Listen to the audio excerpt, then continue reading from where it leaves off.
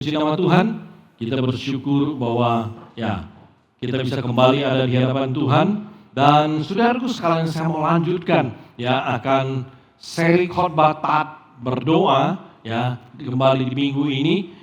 Saudaraku sekalian, minggu lalu kita telah berbicara dengan tema esensi doa. Itu adalah seri taat berdoa, tapi temanya adalah esensi doa. Dan saudaraku sekalian, minggu lalu kita belajar bahwa doa itu adalah sebuah komunikasi antara kita sama Tuhan. Jadi artinya kita menyampaikan semua yang menjadi kerinduan kita, masalah kita, beban kita, apapun yang ada di dalam hati kita, kita sampaikan kepada Tuhan. Tetapi bukan kita hanya menyampaikan apa yang ada di dalam hati kita, pergumulan kita kepada Tuhan. Tetapi kita juga mengadakan waktu berdiam di hadapan Tuhan untuk menanti, untuk menunggu apa yang Tuhan mau katakan kepada kita, apa yang Tuhan inginkan, apa yang Tuhan kehendaki atas kita. Jadi itu esensi doa. Itu yang dimaksud dengan doa yang sesungguhnya yang harus kita mengerti. Jadi saudaraku sekalian, kita jangan punya konsep bahwa kalau berdoa maka Tuhan itu adalah penyelesai masalah kita saja. Bukan. Tetapi ketika kita bicara mengenai esensi doa, kita berbicara tentang bagaimana kita dan Tuhan itu berkomunikasi. Ada komunikasi dua arah. Amin saudaraku. Walau itu tidak bisa terjadi begitu aja dan butuh waktu, tapi kita bisa membangunnya dan harus membangunnya. Nah, minggu ini saya akan lanjutkan tentang seri taat berdoa, dan tema saya hari ini adalah sikap doa. Sikap doa. Dan ini adalah hal yang sangat penting di dalam kehidupan kita. Kita mulai dengan firman Tuhan di dalam kitab Filipi pasal yang keempat, ayat yang ke-6.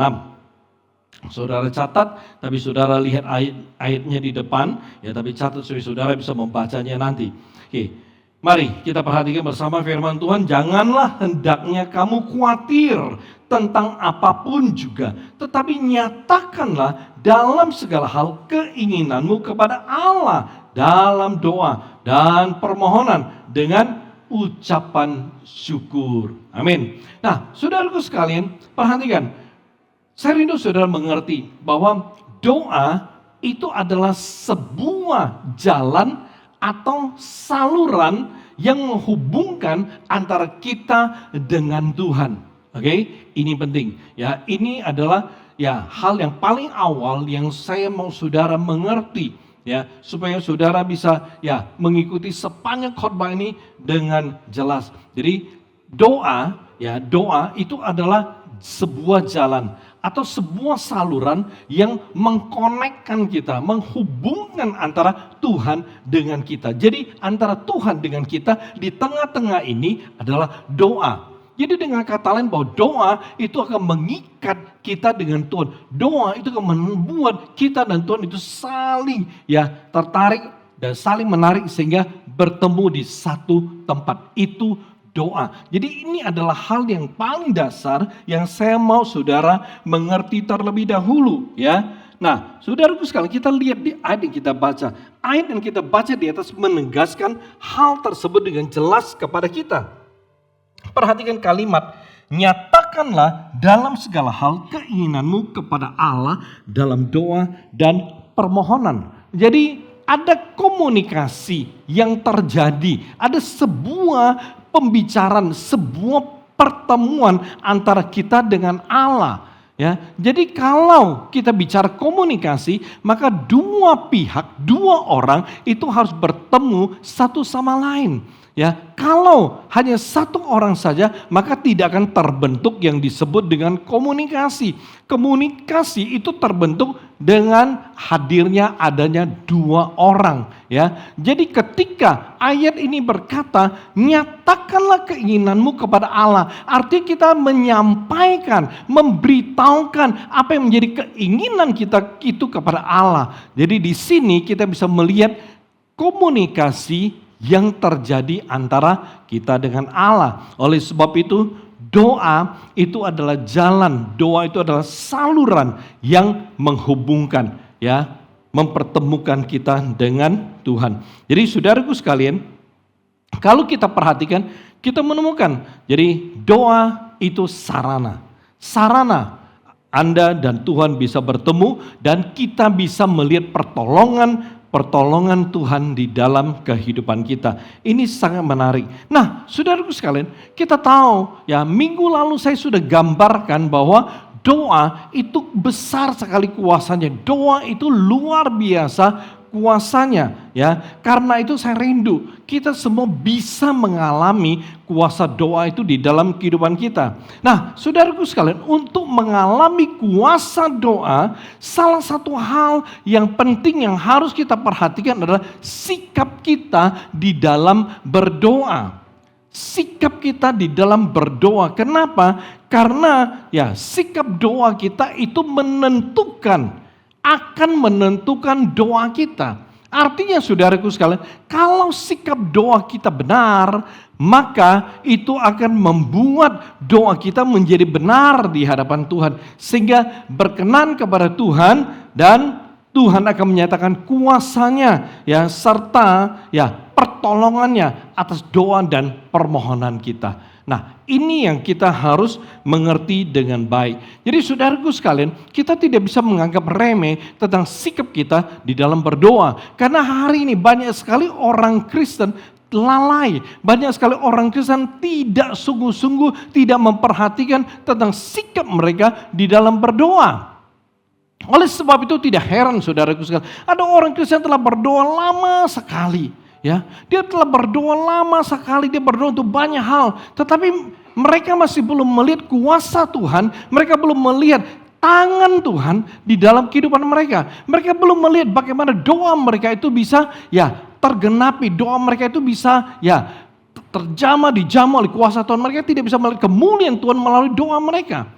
Padahal mereka berdoanya kepada Tuhan. Nah saudaraku sekalian, mengapa ini bisa terjadi? Sedangkan di dalam firman Tuhan ada banyak sekali ayat. Ya, banyak sekali ayat yang mengatakan, banyak sekali ayat yang menegaskan tentang ya Tuhan kita mendengarkan doa. Dan ada kuasa Tuhan yang dinyatakan melalui doa. Tetapi banyak orang Kristen berdoa, tapi doa mereka itu tidak ada hasilnya. Kenapa ini bisa terjadi? Salah satunya karena masalah sikap mereka di dalam doa, ya. Sikap mereka di dalam doa yang mereka tidak tahu, yang mereka tidak mengerti bahwa ada kesalahan di dalamnya.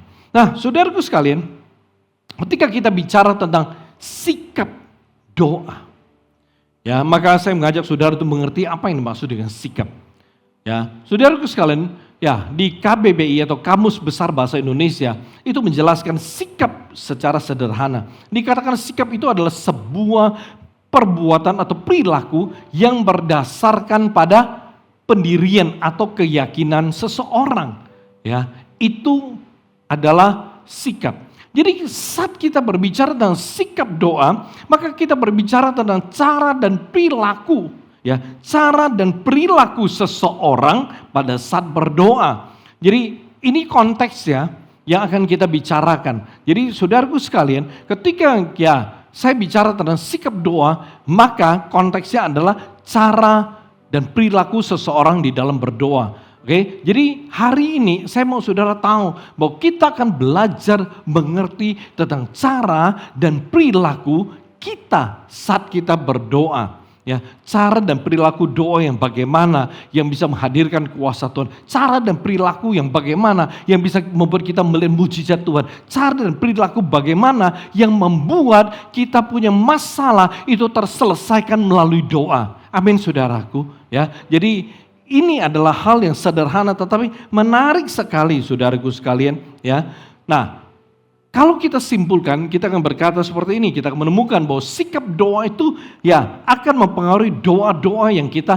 panjatkan kepada Tuhan. Dengan kata lain, bagaimana cara kita berdoa akan menentukan itu doa berhasil atau tidak. Ya, nah, saudaraku sekalian, untuk itu mari kita belajar apa yang dimaksud dengan berdoa dengan sikap yang baik dan benar. Ada 3 sikap doa yang baik dan benar yang saya sampaikan, walaupun ada banyak sikap dan doa yang lain, tapi saya merasa bahwa ya ketiga sikap ini adalah sikap yang cukup dasar dan cukup penting. Kita mulai dengan yang pertama. Ya. Yang pertama, sikap yang pertama adalah harus penuh hormat kepada Tuhan Yesus. Jadi waktu kita berdoa, kita mesti berdoa dengan penuh hormat kepada Tuhan. Maleakhi pasal yang kedua, ayat yang kedua, kita baca bersama firman Tuhan.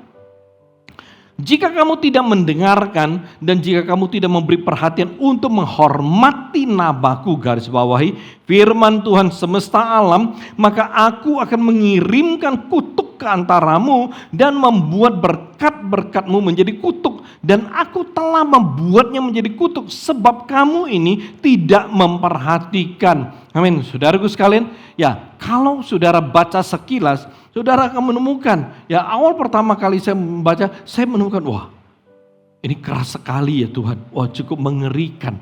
Ya, kenapa? Karena dikatakan bahwa Tuhan akan mengirimkan kutuk di antara kita, Tuhan akan mengirimkan kutuk, bahkan Tuhan akan membuat berkat yang telah Dia berikan menjadi kutuk.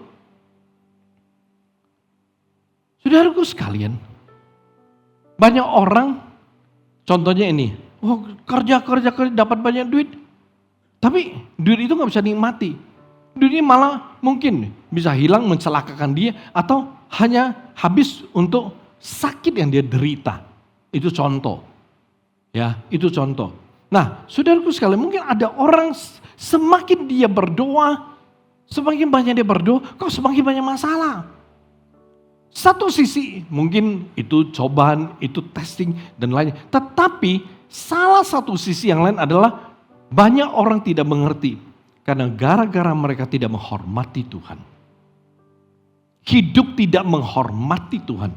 Itu menyebabkan berkat jadi kutuk. Itu menyebabkan bukan berkat yang datang, tapi kutuk yang datang di dalam kehidupan mereka. Oleh sebab itu saudaraku sekalian, sama. Waktu kita berdoa, kita perlu memperhatikan hal ini. Waktu kita berdoa, kita mesti mengerti bahwa saat kita berdoa, kita mesti datang dengan sikap yang menghormati, penuh hormat kepada Tuhan. Ya, nah, saudaraku sekalian, pada saat kita berdoa, kalau mau berdoa dengan sikap yang benar dan baik, kita harus berdoa dengan hati yang menghormati Tuhan Yesus. Artinya bagaimana? Atau dengan bagaimana itu hati yang menghormati Tuhan Yesus waktu kita berdoa? Ya, kalau kita mau mengerti saudaraku sekalian, sederhana. Ya, kita kalau mau berdoa dengan hati yang menghormati Tuhan, itu artinya kita harus berdoa ya dengan hati yang sungguh-sungguh dan hati yang takut akan Tuhan. Berdoa dengan hati yang sungguh-sungguh dan hati yang takut akan Tuhan. Ya, mungkin ketika saya berkata demikian, sekilas kita bisa berpikir, masa ya doa itu nggak sungguh-sungguh? Ya, masa doa itu nggak sungguh-sungguh? Saudaraku sekalian, oke, kalau kita berdoa dengan sungguh-sungguh, saudaraku sekalian, kita pasti akan mengalami kuasa Tuhan yang sangat luar biasa. Ya. Sangat luar biasa. Kalau kita mau menghormati Tuhan, ya firman Tuhan bilang bahwa kita mesti berdoa dengan sungguh-sungguh dan hati yang takut akan Tuhan. Di sini jelas memberitahu kepada kita bahwa kita itu tidak boleh berdoa dengan setengah hati atau sama sekali tidak ada hati waktu berdoa. Ya, nah ini penting sekali. Kenapa saya berkata tentang ya doa yang setengah hati dan bahkan doa, ada orang berdoa nggak pakai hati. Ini kenyataan saudaraku. Kenyataan di dalam kehidupan orang Kristen. Ya, dan kadang-kadang banyak orang Kristen tidak mengerti, tidak menyadari bahwa ketika mereka berdoa, ternyata mereka tuh berdoa dengan setengah hati. Mereka berdoa dengan nggak pakai hati, nggak ada hati mereka ketika mereka berdoa, saudaraku sekalian. Ya. Saya berikan contoh. Doa yang setengah hati itu kira-kira seperti ini. Saudaraku sekalian, ketika saudara berdoa, ya, saudara berdoa, Begitu sudah mulai berdoa, awalnya ketika kita berdoa selalu kita mau datang kepada Tuhan dengan benar, datang kepada Tuhan dengan sungguh-sungguh. Tapi masalahnya adalah saat kita berdoa, kita sudah mulai berdoa, gak gitu lama. Belum begitu lama kita berdoa, tiba-tiba ada pikiran lain yang intervensi. Atau tiba-tiba ada pikiran lain yang muncul di dalam pikiran kita saat kita berdoa. Nah, dan begitu pikiran yang lain yang muncul saat kita berdoa, lalu tanpa kita sadari, kita terbawa, kita hanyut, kita mengikuti pikiran yang tiba-tiba muncul itu. Dan saudaraku sekalian, itu artinya apa? Artinya kita doanya itu tidak sepenuh hati. Kita doanya itu ya tidak dengan sikap yang sungguh-sungguh kepada Tuhan. Ya, kenapa? Kalau kita doanya sepenuh hati, hal ini tidak akan terjadi. Nanti saya jelaskan. Oke. Atau contohnya yang lain, doa setengah hati. Ya bukan saja waktu engkau doa tiba-tiba ada intervensi lalu ya apa yang kita doakan di awal udah hilang. Kita nggak tahu ya. Udah nggak tahu kemana-mana pikiran kita jalan baru kita balik. Yang kedua ada contoh seperti ini. Ya sebelum tidur saya percaya rata-rata orang Kristen akan berdoa. Ya. Bilang saja kita akan berdoa sebelum tidur. Saudaraku, setelah kita menyelesaikan segala sesuatu, kita mau tidur. Sebelum tidur kita datang kepada Tuhan, itu hal yang baik. Dan saudaraku sekalian, yang menjadi masalah adalah, ya ketika kita sudah mau tidur, kita mulai berdoa. Dan pada saat kita berdoa kepada Tuhan, ya kita mulai bersyukur kepada Tuhan, kita mulai berdoa, ya menyerahkan semuanya kepada Tuhan. Dan saudaraku sekalian, ketika Anda mulai berdoa, pelan tapi pasti, ya, Anda akan mulai berdoa dan semakin lama Anda mulai merasa semakin hening lalu Anda menghentikan cipta dan selesainya besok pagi saudaraku. Ada banyak orang Kristen ketika mereka berdoa mereka masuk ke dimensi yang lain, dimensi hening alias mereka tertidur. Bangunnya besok pagi, aminnya besok pagi. Dan itu doa syafaat yang luar biasa saudaraku, mengagumkan, panjang sekali. Doa syafaatnya, malam doa, aminnya besok pagi, dahsyat. Tetapi kalau itu cara doa saudara, artinya saudara doanya setengah hati. Kalau saudara doa dengan sungguh-sungguh sepenuh hati, saudara doanya dengan hati yang takut akan Tuhan, saudara pasti akan fokus saat saudara berdoa. Dan ketika saudara fokus pada saat saudara berdoa, maka hati saudara pasti akan tertuju kepada Tuhan. Gak mungkin ketika seseorang itu berdoa, dia fokus lalu hatinya itu tertuju pada hal yang lain. Enggak. Kalau saudara berdoa, saudara fokusnya kepada Tuhan, hati saudara pasti tertuju kepada Tuhan. Dan kalau hati saudara tertuju kepada Tuhan, gak mungkin ada hal lain yang bisa datang, ada hal lain yang bisa kemudian mendominasi hati, pikiran, perasaan saudara yang membuat saudara kemudian bukan berdoa, tapi saudara mulai mengikuti pikiran, saudara mulai berkhayal, saudara mulai mengikuti ilusi yang muncul di dalam pikiran saudara. Gak mungkin akan terjadi kalau saudara fokus, gak mungkin akan terjadi kalau saudara doanya sepenuh hati. Mungkin Anda berkata, oh Pak, itu pikiran muncul tiba-tiba itu mungkin Tuhan menyingkapkan sesuatu pada saya untuk saya doakan. Gak salah, benar, saya setuju. Tetapi saya mau jelaskan, saya pakai contoh seperti ini saudaraku. Ketika saudara berdoa Tuhan, ya saya serahkan gereja, Gebendokia, gereja saya dalam tangan kuasa-Mu. Saya berdoa Tuhan kirimkan jiwa-jiwa, Tuhan isi kursi-kursi yang kosong, Tuhan penuhi setiap kursi-kursi yang kosong. Nah ketika saudara berdoa demikian, tiba-tiba muncul nama tetangga saudara yang belum percaya, muncul wajah rekan kerja saudara yang belum percaya, muncul ya tiba-tiba ya teman saudara yang kuliah, yang sekolah, yang belum percaya kepada Tuhan, lalu saudara doakan. Itu saya setuju, itu inline namanya, itu sejalan. Dan saya percaya itu yang Tuhan singkapkan kepada Anda untuk didoakan. Ya, karena waktu saudara berdoa untuk ya jiwa-jiwa dimenangkan, penuhi gereja, muncul orang-orang yang belum percaya. Saya percaya saat itu, kalau itu muncul, saudara mesti langsung doakan orang tersebut. Karena Tuhan taruh, Tuhan singkapkan, Tuhan mau saudara mendoakan dia. inline, sejalan. Itu benar. Tapi saudaraku sekalian, jangan saudara berdoa, Tuhan hamba serahkan gereja dalam tangan kuasa untuk berkati gereja kami, kirimkan jiwa-jiwa kami, rindu banyak jiwa dimenangkan, hidup mereka diubahkan dan lain sebagainya. Saudara mulai berdoa agar kursi-kursi kosong itu dipenuhi. Tiba-tiba muncul pikiran, aduh saya lupa tadi saham besok gimana ya, fluktuasi, aduh gimana ya sahamnya. Dari doa jiwa-jiwa lari ke saham, itu bukan dari Tuhan saudaraku. Itu bisa terjadi karena saudara gak fokus doanya. Hatinya tidak sepenuhnya tertuju pada Tuhan. Setengah-setengah, itu setengah hati saudara. Anggap ya. Nah, kalau saudara berdoa dengan cara demikian, saudara berdoa dengan setengah hati, nggak bisa. Atau saya berikan contoh, ya doa yang tidak ada hati ketika berdoa. Jadi waktu saudara berdoa, saudara nggak punya hati. Ya, contoh mungkin ada banyak di antara kita waktu sekolah pernah ya doa Bapa kami. Bapa kami di surga, dikuduskan namamu, datang kerajaanmu, jadi kenal dan lain sebagainya. Ya, saudaraku sekalian.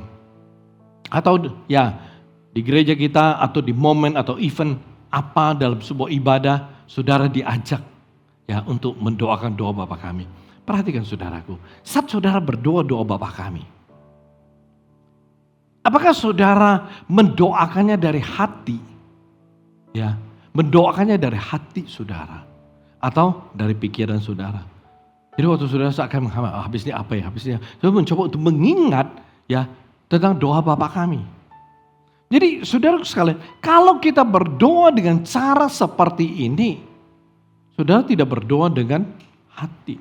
Atau ketika saudara berdoa untuk makan ya, sarapan pagi, makan siang, makan malam ya, ataupun ada orang ya doa tidurnya. Perhatikan, kalau saudara ya sering berdoa untuk doa yang sama dalam waktu yang lama, maka itu doa akan ya saudara kuasai dengan luar biasa, hafal luar biasa ya. Dan masalahnya adalah ketika saudara berdoa, itu akan keluar begitu aja secara spontan. Terima kasih berkat yang kami terima dalam nama kami bersyukur. Amin. Makasih Tuhan Yesus, kami serahkan makanan siang ini, Tuhan berkati dalam nama Yesus. Amin. Itu saudara sudah berdoa dalam bentuk latah. Saudara sudah berdoa seperti ya hafal begitu aja. Jadi waktu saudara berdoa, pikiran saudara yang berdoa, hati saudara tidak berdoa. Itu namanya saudara berdoa tapi hati tidak ada. Nah, kalau kita berdoa dengan sikap menghormati Tuhan, kita harus berdoa dengan sepenuh hati. Dan dengan hati yang takut akan Tuhan. Doanya sungguh-sungguh. Itu sikap doanya menghormati Tuhan.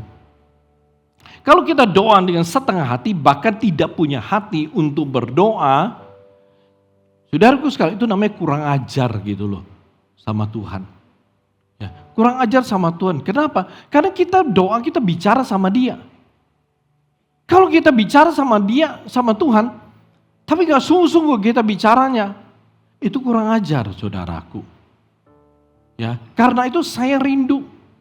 Saudara tuh benar-benar tuh ngalami kuasa ketika saudara berdoa. Saudara melihat kemuliaan Tuhan ketika saudara berdoa. Di dalam Alkitab saudaraku sekalian banyak sekali ayat-ayat atau bahkan Tuhan sendiri mempresentasikan kepada kita apa yang Dia akan lakukan ketika umatnya, ketika anak-anaknya datang berdoa kepada Dia. Tuhan sendiri mengatakan, ya kalau kita datang berdoa, Dia akan menyatakan kuasanya. Ayat yang kita baca, ayat pembukaan, ya di sana Tuhan bilang, nyatakan semua keinginanmu dalam doa dan permohonan dengan ucapan syukur. Nyatakan semua keinginanmu, apa yang kita inginkan, kita sampaikan. Kita sampaikan saudaraku sekalian, ya itu tentang apa yang Tuhan bisa lakukan. Jadi saudaraku sekalian, kita ketika berdoa kita ngerti bahwa kita berhadapan dengan satu sosok yang begitu besar kuasanya, maha kuasa dan sangat mengasihi kita. Dia bukan Tuhan yang biasa, tapi Dia Tuhan yang sangat luar biasa. Kadang itu mari kita belajar. Ketika kita berdoa, kita datang dengan sikap yang menghormati Tuhan. Itu penting sekali saudaraku sekalian. Ya, itu penting sekali. Ya. Oke, sikap yang kedua. Nah, sikap doa yang baik dan yang benar yang kedua adalah bahwa kita harus mengampuni orang yang melukai kita atau yang berbuat jahat atau menjahati kita. Markus 11 ayat 25. Firman Tuhan bilang begini, dan jika kamu berdiri untuk berdoa, ampunilah dahulu sekiranya ada barang sesuatu dalam hatimu terhadap seseorang, supaya juga Bapamu yang di sorga mengampuni kesalahan-kesalahanmu. Oke, ya. Kalau kita mau berdoa itu firman Tuhan bilang ampuni dulu, ya. Ampuni dulu, ya. Orang-orang yang bersalah kepada kita. Perhatikan, ayat ini adalah bagaimana Yesus mengajarkan murid-muridnya untuk mengampuni orang lain sebelum mereka berdoa. Oke? Saya mau saudara jelas. Yesus mengajarkan muridnya untuk mengampuni dulu sebelum mereka berdoa. Jadi bukan masuk ke dalam doa dulu, tapi ampuni dulu baru mereka berdoa. Menarik saudaraku sekalian, ya. Kenapa ini sikap yang penting? Kenapa ini sikap yang benar di hadapan Tuhan? Jelas, ya. Karena firman Tuhan memang ngomong begitu. Tetapi ada hal lain yang saya mau saudara mengerti. Kalau kita tidak mengampuni orang yang bersalah kepada kita seperti firman Tuhan, atau di dalam hati kita itu ada ganjalan, kemarahan, kebencian, ya, atau akar pahit terhadap orang yang pernah melukai kita, yang pernah menjahati kita, yang belum kita bersihkan, belum kita bereskan, maka sebenarnya kita berdoa dengan sikap yang salah. Ya, oke, saudaraku sekalian, ini sederhana. Kenapa saya sebut itu berdoa dengan sikap yang salah? Karena kita berdoa dengan kondisi diri yang tidak bersih.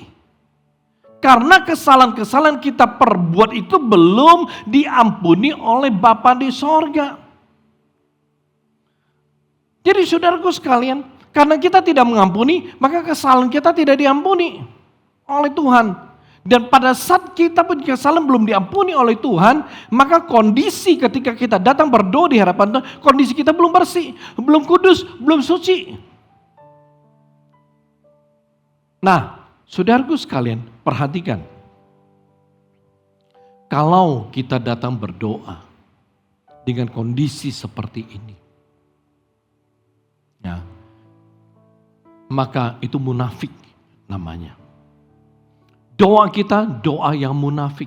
Kenapa? Karena kita berdoa kepada Tuhan dengan kondisi diri kita itu belum dikuduskan. Kesalahan kita belum diampuni oleh Bapa. Jadi sebenarnya dengan kata lain, kita datang berdoa dengan kondisi yang belum benar. Belum benar. Dan itu kalau belum benar, lalu kita kemudian seolah-olah kita benar, itu munafik. Itu munafik. Ya. Atau dengan kata lain, kalau kita bicara kata munafik lebih mudah, saudara ingat tentang orang Farisi, orang Saduki. Mereka sudah terkenal munafiknya. Di depan orang, mereka menempatkan diri, memperlihatkan diri, menunjukkan seolah mereka rohani sekali. Tetapi ketika mereka di rumah atau jauh dari yang terlihat oleh orang, ketahuan belangnya. Saudaraku sekalian, ketika mereka melayani, hati mereka penuh dengan niat-niat yang gak benar, itu Farisi, itu Saduki. Mereka selalu bersembunyi di balik Taurat. Itu munafik. Jadi saudaraku sekalian, perhatikan, kalau kita doa dengan tidak mengampuni kesalahan-kesalahan orang terhadap kita, dengan kata lain di hadapan Tuhan, Kita itu munafik. Jadi doa kita itu doa yang munafik. Jelas Tuhan tidak pernah akan dengar doa seperti ini. Kenapa? Karena antara doa ya dan sebuah kemunafikan itu tidak bisa disatukan. Doa dan sebuah kemunafikan itu kontradiksi. Itu seperti minyak dan air yang nggak bisa dipersatukan. Jadi segala sesuatu yang disebut dengan doa harus dipisahkan dari kemunafikan. Itu penting. Kita kembali. Saya mengajak saudara untuk melihat dari sisi yang lain. Mengapa kita harus bersih dari kesalahan kita ketika kita berdoa kepada Tuhan Yesus? Jawabannya sederhana, saudaraku. Sederhana. Kenapa? Ya, karena ketika kita berdoa, seperti yang saya jelaskan sebelumnya, itu adalah komunikasi antara kita sama Tuhan.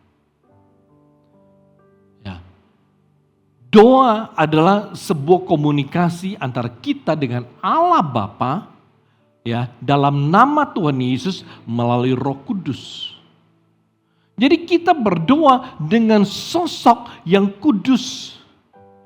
Karena Tuhan menyebut dirinya dan berkata pada kita, "Kuduslah kamu karena aku ini kudus." Tuhan menyatakan dirinya kudus. Oleh sebab itu semua yang datang kepada Dia harus kudus dulu. Semua yang datang kepada Tuhan harus dikuduskan atau menjadi kudus dulu. Baru layak, baru benar, baru bisa datang ke hadapan Tuhan.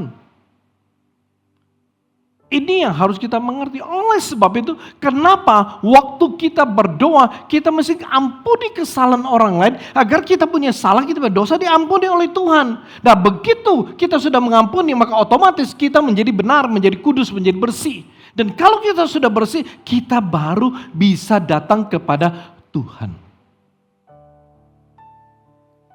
Kita baru bisa datang kepada Dia. Karena Dia kudus. Nggak mungkin saudaraku sekalian, saat kita datang kepada Tuhan yang kudus dengan kondisi kita tidak kudus. Saat kita berdoa, saudara harus mengerti, kita masuk di dalam sebuah persekutuan yang kudus. Karena waktu kita berdoa, kita bersekutu sama Tuhan. Karena Tuhan kudus, maka saat kita berdoa, kita masuk dalam persekutuan yang kudus. Ada momen-momen yang kudus. Atau dengan kata lain, doa adalah momen yang kudus. Saat yang kudus, saudaraku sekalian. Saat yang suci, itu doa. Oleh sebab itu, mengapa Tuhan mau kita mengampuni orang yang bersalah atau melukai kita? Agar kesalahan kita itu diampuni oleh Tuhan. Sehingga tidak ada dosa dalam hidup dan hati kita. Dan dengan demikian kita bukan saja kudus suci di hadapan Tuhan, tapi kita juga bisa berdoa dengan hati yang suci. Matius 5 ayat 8. Itu firman bilang begini. Ya, berbahagialah orang yang suci hatinya. Karena apa? Karena mereka melihat Allah. Dengan kata lain saudaraku sekalian, kalau kita enggak kudus, enggak suci, enggak bisa kita lihat Allah. Oleh sebab itu bagaimana doa kita ya bisa menghasilkan kuasa kalau kita yang datang membawa dan mempersembahkan doa kita itu enggak kudus. Kita yang datang untuk mempersembahkan doa-doa kita itu enggak benar di hadapan Tuhan. Dalam perjanjian lama saudaraku sekalian,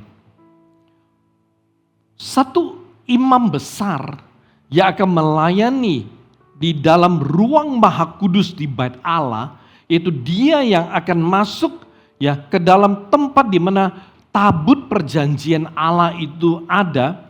Ini imam mesti menguduskan dirinya 1 hari sebelum hari Sabat. Artinya, contohnya besok Sabat. Hari ini begitu dia bangun, dia udah gak lakukan apapun, gak mau bertemu dengan siapapun. Pokoknya dia akan berdiam diri di hadapan Tuhan, menguduskan diri, menguduskan diri, menguduskan diri. Dia tidak mau ada pikiran yang salah, ngomong komunikasi, perasaan yang salah, dia gak mau. Dan itu gak boleh. Oleh sebab itu dia mesti kuduskan dirinya sedemikian rupa agar besok dia itu kudus adanya dan dia bisa masuk ke ruang suci untuk bertemu dengan Allah. Untuk membawa korban, doa, permohonan dari umat Israel kepada Tuhan. Lalu menerima sabda Tuhan, menerima perintah Tuhan, menerima berkat Tuhan untuk disampaikan kepada umat. Jadi pada hari dia masuk ke ruang Maha Kudus, dia adalah sebuah wadah yang telah dikuduskan. Dia mesti benar-benar suci, baru dia bisa bertemu sama Tuhan. Oleh sebab itu saudaraku sekalian, ini firman bilang begitu. Berbahagialah orang yang suci hatinya karena mereka akan melihat Allah. Jadi kalau kita datang kepada Tuhan, bereskan dulu hati kita. Bereskan dulu.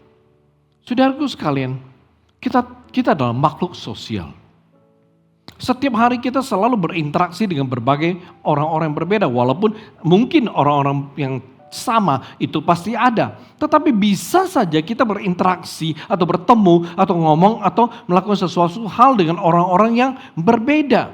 Dan bisa aja ya ketika kita berinteraksi dengan orang, ya ada yang membuat hati kita, perasaan kita marah, kecewa dan lain sebagainya. Ya, bisa saja membuat kita gak suka sama seseorang, bisa membuat kita marah sama seseorang, bisa membuat kita sakit hati sama seseorang, bisa membuat kita kecewa sama seseorang.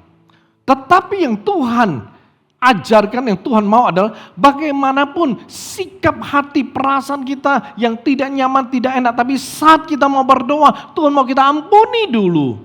Orang yang mungkin memperlakukan kita tidak enak, orang yang mungkin menipu, membohongi kita, atau orang menghina kita, melecehkan kita, dan lain sebagainya. Ya pokoknya ganjalan dalam hati kita gak suka, gak senang, gak mau ya dekat dengan dia dan lain sebagainya. Kita harus bereskan dulu, ampuni semua yang telah dia lakukan yang tidak nyaman, tidak baik terhadap kita, agar kita punya salah dosa yang mungkin kita lakukan tidak sengaja, tidak kita sadari, itu bisa Tuhan ampuni. Sehingga kita menjadi layak, kita menjadi suci, kita menjadi benar di hadapan Tuhan. Ya, itu sikap doa. Yang kedua yang sangat penting, ya. Yang ketiga, saudara, sikap doa yang ketiga, ya, sikap yang baik dan benar adalah saudara harus berdoa dengan iman, ya, berdoa dengan iman. Ibrani 11 ayat yang pertama. Ibrani 11 yang pertama, firman Tuhan bilang begini. Iman adalah dasar dari segala sesuatu yang kita harapkan dan bukti dari segala sesuatu yang tidak kita lihat. Kita lompat ke ayat ke-6. Ya, Ibrani 11 ayat ke-6. Tetapi tanpa iman tidak mungkin orang berkenan kepada Allah. Sebab barang siapa berpaling kepada Allah, ia harus percaya bahwa Allah ada dan bahwa Allah memberi upah kepada orang yang sungguh-sungguh mencari Dia. Amin.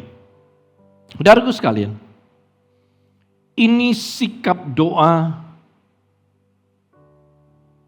saya sebut dengan sikap doa kunci. Ya, sikap doa kunci. Ya, sebab iman itu adalah dasar dari doa kita dan bukti dari ya hal yang kita doakan. Oke? Iman itu adalah dasar dari doa kita dan juga bukti dari ya apa yang kita doakan. Jadi saudaraku sekalian, dengan kata saudara boleh mendoakan apapun. Tetapi harus ada dasar yang menopang doa tersebut sehingga doa itu bisa tergenapi. Atau dengan kata lain saudaraku sekalian, ya ketika saudara mendoakan apapun boleh, bebas. Tapi kalau tidak ada dasar, maka itu akan membuat doa itu tidak tergenapi. Saudaraku sekalian, ya perhatikan, Ini mic, ya. Ini mic, ya. Kalau dijatuhkan dia akan jatuh. Sekarang saya lepasin, dia jatuh kemana? Kalau itu lantai setinggi ini kan jatuh setinggi ini. Kalau ini saya jatuhkan dari lantai 10, ya, mic ini akan terus melayang dan akan terhenti apabila telah mencapai dasar. Saya lepasin dari tempat setinggi apapun, dia akan berhenti apabila ketemu dasar. Saudara boleh berdoa, tapi harus punya dasar. Dan dasar itulah akan membuat doa saudara itu tergenapi. Contoh saya lepasin mic ini. Saudaraku sekalian, contoh saya lepasin. Berhenti di sini kenapa? Karena ada dasarnya, saudaraku. Dia ketemu dasar di sini, enggak ke bawah. Saudara berdoa begini. Nah, saudara berdoa, Tuhan, jadikan aku orang yang paling kaya di seluruh Medan. Boleh gak? Boleh. Tuhan, aku mau punya rumah yang paling besar di seluruh Sumatera Utara. Boleh gak? Boleh. Saudara berdoa, Tuhan, berikan aku kemampuan. Aku rindu supaya aku bisa punya 10 perusahaan besar berskala nasional dan internasional. Boleh gak? Boleh. Tapi saudaraku sekalian, apakah saudara mau doa, Tuhan aku mau jadi presiden Indonesia? Boleh. Bukan gak boleh, boleh. Tapi masalahnya dasarnya ada atau enggak. Kalau saudara punya dasar, kalau saudara punya iman, waktu saudara berdoa dan dasarnya adalah iman, maka itu doa akan tergenapi. Oleh sebab itu, ini sikap doa yang benar. Setiap kali kita datang berdoa kepada Tuhan, kita mesti percaya. Kita mesti percaya bahwa Tuhan itu sanggup, Tuhan itu mampu, Tuhan itu mau, Tuhan itu akan mendengarkan doa saya. Nah, rasa percaya ini adalah bentuk iman dari saudara. Kalau saudara berdoa, tapi saudara ragu, gak tahu bisa enggak ya, gak tahu Tuhan mau dengar atau enggak, gak tahu tergenapi atau enggak. Kalau saudara berdoa dengan cara demikian, itu doa hanya sampai di plafon. Itu doa saudara kagak pernah tuh akan tergenapi. Gak akan bisa tergenapi. Kenapa? Karena saudara hanya berdoa dan tidak punya dasar, tidak pakai dasar.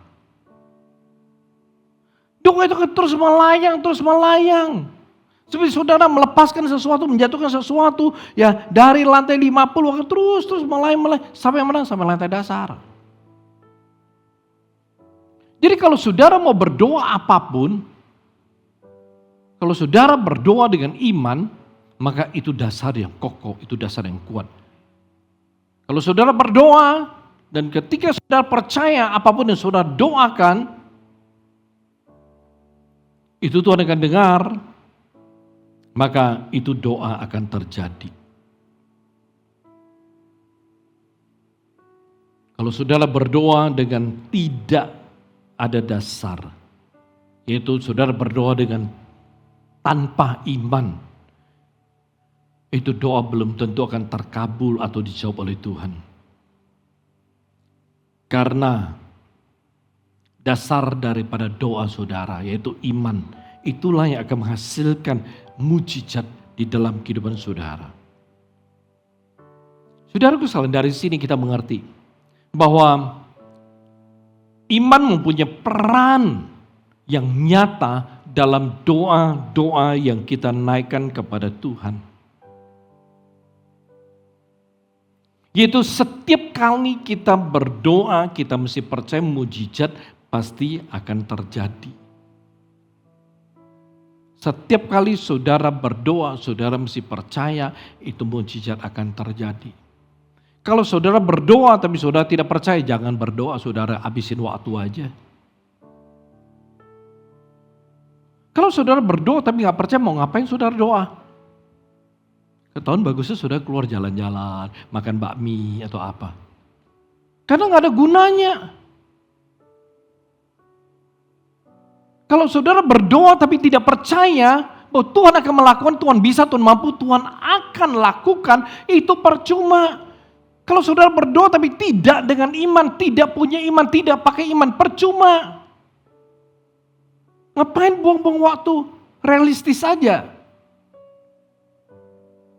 Kan lebih enak makan kue itu daripada doa. Kalau berdoanya dengan tidak punya iman. Kenapa? Karena doa itu bukan sebuah bentuk keren-kerenan. Gue udah berdoa, menghibur diri, padahal doanya gak sungguh-sungguh. Kita hanya merasa karena gue Kristen, gue perlu berdoa.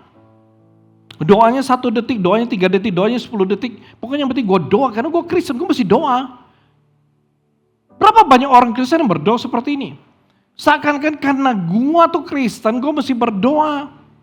Pokoknya bagaimanapun yang penting gue doa. Doanya seperti apa? Gue doa. Doa dengan iman atau doa apapun. Pokoknya gue gak penting, gue doa aja. Karena gue udah Kristen. Banyak orang Kristen merasa lega kalau sudah berdoa. Padahal banyak orang Kristen gak sadar.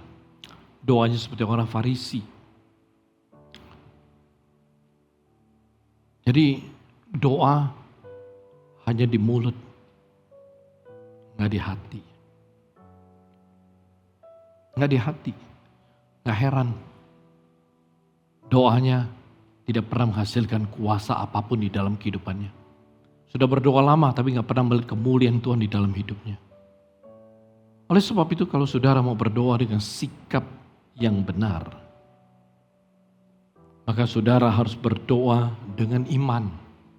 Kenapa? Karena iman itu membuat kita berkenan kepada Tuhan. Firman Tuhan berkata, tanpa iman tidak mungkin orang berkenan kepada Allah. Jadi kalau saudara datang berdoa dan tidak punya iman, saudara tidak berkenan kepada Allah. Kalau Allah tidak berkenan, mau doanya 1 jam, 5 jam, 10 jam pun gak ada gunanya. Mau doa semalam suntuk pun gak ada gunanya. Kalau doanya tidak pakai iman, datang kepada Tuhan gak pakai iman, karena saudara gak berkenan kepada Tuhan. Gimana Tuhan mau berkati, gimana Tuhan mau menyatakan kuasanya. Kalau Tuhan sudah tidak berkenan. Oleh sebab itu, saudaraku sekalian, setiap kali saudara berdoa, saudara harus berdoa dengan hati yang sungguh-sungguh. Dan saudara harus berdoa dengan hati yang bersih, suci. Dan saudara harus berdoa dengan iman. Kalau saudara berdoa dengan sikap seperti ini, saudara berdoa dengan cara seperti ini, saya mau katakan, saudara punya hidup adalah hidup yang penuh dengan kuasa. Saudara punya hidup adalah hidup dalam kemuliaan Allah. Kenapa? Setiap yang saudara doakan dijawab Tuhan. Setiap yang saudara doakan, oh Tuhan genapi. Bukankah saudara berjalan dalam kuasa dalam kehidupan ini? Saudara bergerak bersama kuasa Allah, saudara berjalan bersama dengan kuasa Allah. Karena setiap yang saudara doakan itu terjadi. Amin saudaraku. Ya, oleh sebab itu jangan anggap remeh sikap kita. Ya, ketika kita berdoa, kita harus belajar berdoa dengan sikap yang benar. Ya, yaitu sikap yang beriman. Kenapa? Karena ketika saudara berdoa ya dengan sikap yang benar, maka Tuhan akan bertindak bagi saudara. Amin. Itu luar biasa. Ya, ini salah satu ayat yang saya senangi. Ya, kenapa? Karena dikatakan bahwa Tuhan akan bertindak bagi kita. Mazmur pasal yang ke-37 ayat ke-5, saya tutup dengan ayat ini.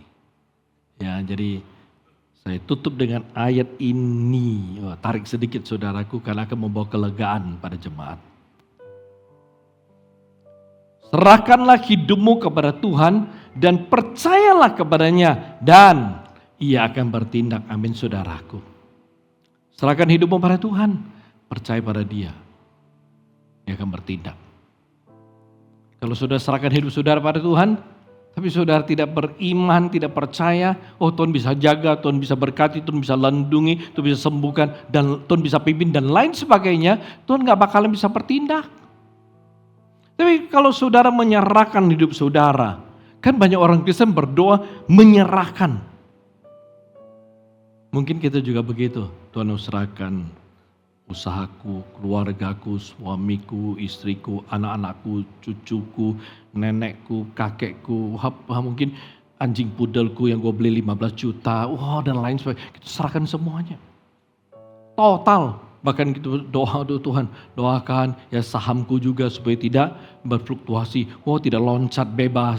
Kita berdoa banyak hal. Ya Tuhan deposito, gerakin supaya deposito bunganya bisa naik tiap bulan naik. Enak aja saudaraku. Ya, nah saudaraku sekalian, ya kita berdoa untuk banyak hal.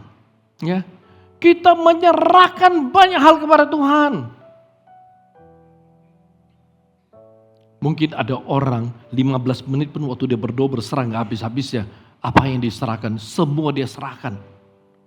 Tapi saudaraku sekalian, ketika dia berserah, habis berserah dia khawatir. Habis doa berserah, udah serahkan. Besok pagi, waduh. Itu orang bayar saya pakai cek lewat gak ya? Waduh. Saham saya baru loh suntik segindarnya. Kalau besok turun gimana ya? Baru berserah, dia sudah khawatir. Kalau saudara berserah dengan cara demikian, habis berserah saudara khawatir, Tuhan tidak akan bertindak. Yang Tuhan mau, ikuti ayat itu. Kita berserah, lalu kita percaya. Kalau apapun sudah kita doa, kita sudah serahkan, percaya bahwa Tuhan akan jaga, Tuhan akan lindungi, Tuhan akan berkati, Tuhan akan sertai, Tuhan akan nyatakan kuasa, dan semuanya percaya. Dan ayatnya, dia akan bertindak. Amin. Itu aja. Jadi habis berserah, gak usah pikir, gak usah khawatir. Berapa banyak? Dan saya percaya sangat banyak, habis doa masih tetap khawatir. Habis doa masih ragu. Ya, sampai akhirnya habis doa banyak orang masih turun tangan, bantuin Tuhan. Gue kan perpanjangan tangan Tuhan. Dia bantuin Tuhan. Padahal Tuhan bilang, udah berserah. Kalau sudah berserah biar Tuhan yang bekerja. Kalau sudah berserah biar Tuhan ambil alih. Ya, jadi mari. Jangan menjadi orang Kristen kepo.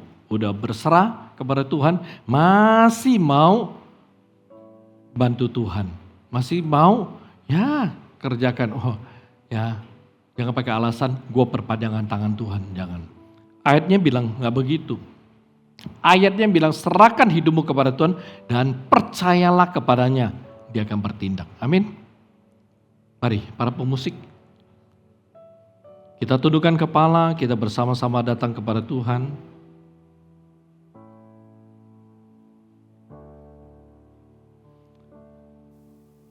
Saya rindu saudara boleh mengalami terobosan. Saya rindu saudara boleh mengalami kuasa melalui doa. Saya rindu saudara boleh melihat kemuliaan Tuhan di dalam hidup saudara. Datang dengan hati yang sungguh-sungguh kepada Tuhan.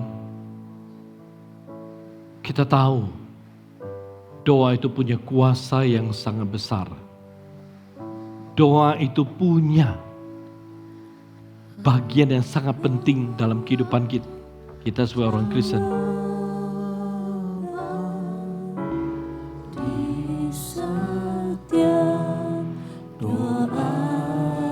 Dengarkan pujian ini saudaraku dan renungkan kebenarannya.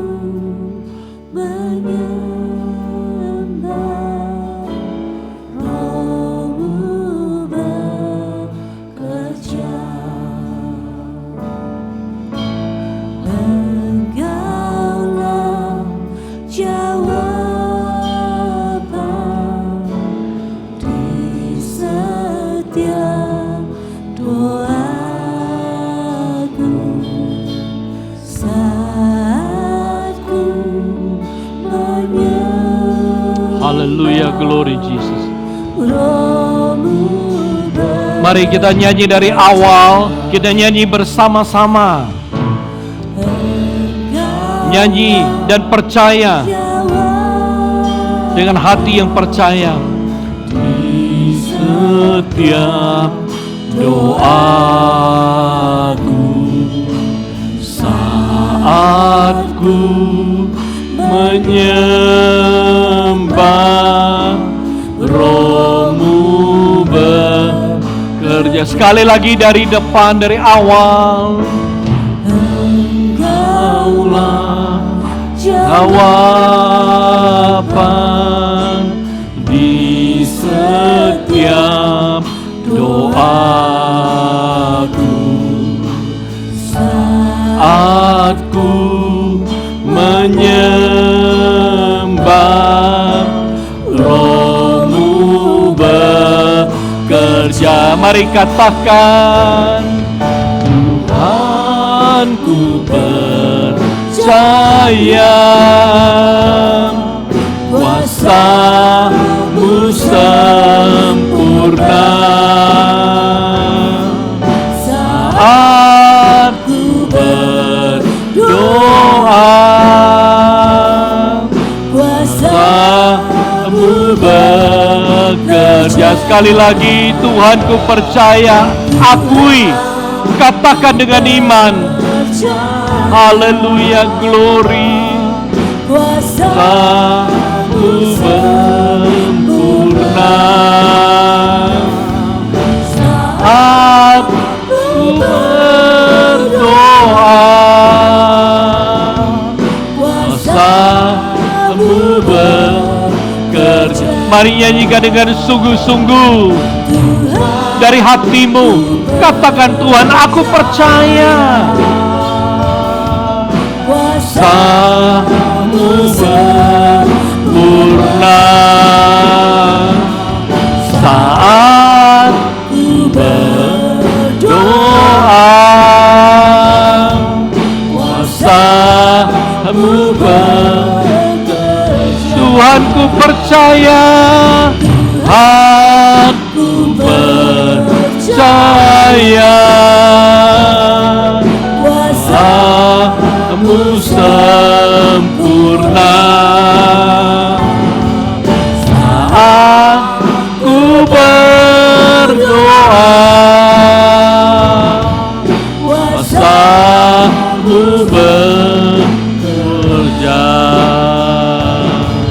Saat ku berdoa, kuasa-Mu bekerja. Saat ku berdoa, kuasa-Mu bekerja. Mari saudaraku sekalian, kita tenangkan diri kita di hadapan Tuhan. Saat saudara berdoa, Tuhan bekerja. Saat saudara berdoa dengan sikap yang menghormati Tuhan, Tuhan bekerja. Saat saudara berdoa dengan terlebih dahulu mengampuni orang-orang yang melukai, yang bersalah, yang menjati saudara, orang-orang yang saudara tidak suka, orang-orang yang saudara benci, saudara kecewa samanya, saudara ampuni. Tuhan akan bekerja. Saat saudara berdoa dengan iman, maka Tuhan akan bekerja. Saudaraku sekalian, mari saat ini kita ada di hadapan Tuhan. Saya mau sekarang saudara mulai dengan hal yang kedua. Saya tidak mau saudara pulang dengan membawa beban kesalahan, beban dosa. Mari kita pakai waktu ini. Saudara ampuni orang yang saudara benci. Ampuni orang yang pernah mengecewakan saudara. Ampuni orang yang pernah melukai saudara, menjahati saudara. Ampuni orang yang Anda tidak sukai yang ada di dalam hati Anda sekarang. Semua orang, di mana saja Anda berada, saya mau saat ini engkau datang kepada Tuhan. Katakan dengan sesungguh-sungguhnya kepada Tuhan bahwa saudara mengampuni. Mengampuni artinya saudara melupakan apa yang dia perbuat. Saudara menghapus semua yang telah dia lakukan, yang merugikan saudara, yang menyakiti saudara. Saudara lupakan, saudara buang. Dan saudara katakan, Tuhan, aku mengampuni dia. Saudara buang, lupakan, tinggalkan.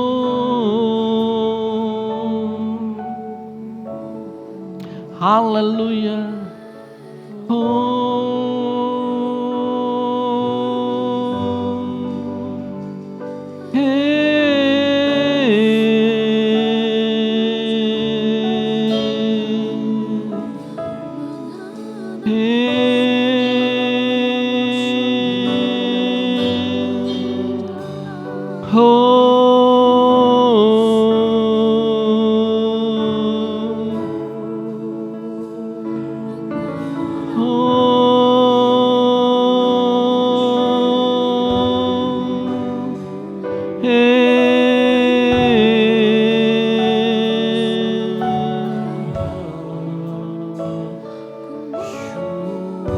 Kami memanggil nama-Mu, Allah yang maha besar, Kami menyebut Engkau Allah yang Maha Kuasa.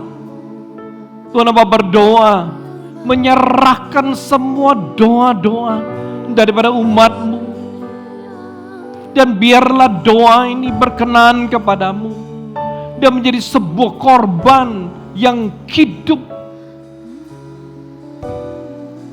Dan Engkau berkenan untuk menyatakan kuasa-Mu. Tuhan, Bapa berdoa, menyerahkan doa mereka. Genapi kuasa-Mu, nyatakan kuasa-Mu atas doa-doa mereka. Terima kasih Bapa, menyerahkan firman-Mu hari ini. Engkau sendiri akan menyempurnakan firman-Mu, memberkati firman-Mu dalam diri hidup setiap anak-anak-Mu yang pada siang hari ini mereka percaya dan mereka terima dalam kehidupan mereka. Terima kasih Bapa, terpujilah nama-Mu dalam nama Yesus yang sungguh luar biasa. Kami berdoa, haleluya, haleluya, amin.